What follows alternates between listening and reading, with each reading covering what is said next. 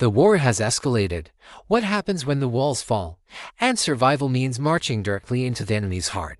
This is Steel Against the Abyss, Season 1, Episode 10, March into Darkness. The episode opens on a scene of pure desperation. The last walls of Ironhold have crumbled. The city, humanity's final bastion, is no longer defensible. Inside the war room, they are as thick with failure. Supplies are gone, the defenses are shattered beyond repair, and with every passing hour, the abyss outside grows stronger. Its corrupting influence seeping through the cracks. The debate is short and grim. There are no more options for victory, only for survival. The leaders face the horrifying truth. Staying here means extinction. Captain Rylan Ashcroft, his face etched with the weight of this final decision, stands before his command. His voice, though strained, carries the authority of a man who has seen too much. The order is given: evacuate Ironhold.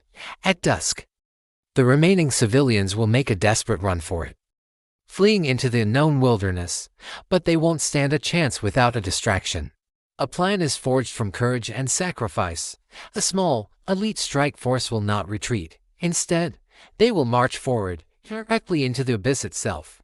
Their mission isn't to win, not to conquer, but to draw the enemy's full attention.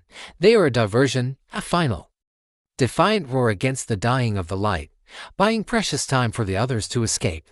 Volunteers are called, and the bravest of Ironhold step forward, knowing this is a one-way trip.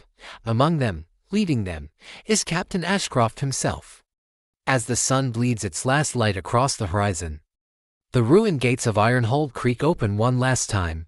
Rylan and his handful of volunteers step out, leaving the relative safety of the broken city behind. Before them lies the abyss. The land is a nightmare landscape, twisted, lifeless, and shrouded in an unnatural silence. The very air feels heavy, pressing in on them. It's a palpable darkness that seems to watch, to wait. With every step they take, the corruption of the land takes its toll. The proud steel of their armor and weapons begins to corrode, flaking away as if eaten by an invisible acid. The silence is the worst part. It's a predatory stillness, the kind that precedes a violent storm. They push deeper, their formation tight, each soldier a beacon of defiance in a world consumed by shadow. The abyss does not wait long to respond. The ground begins to tremble. Massive, unseen shapes move beneath the corrupted earth, their passage churning the soil like a disturbed sea.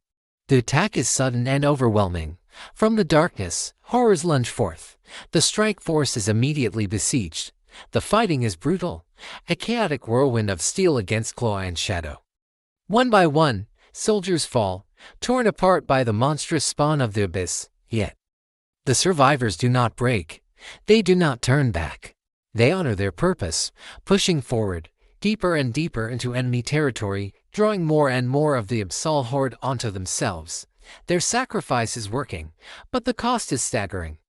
With his force dwindling and the darkness closing in, Rylan pushes through the chaos, his eyes scanning the impossible terrain ahead, and that's when he sees it.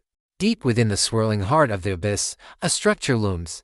It's vast, organic, and pulses with a sickening, rhythmic light, like a monstrous, beating heart.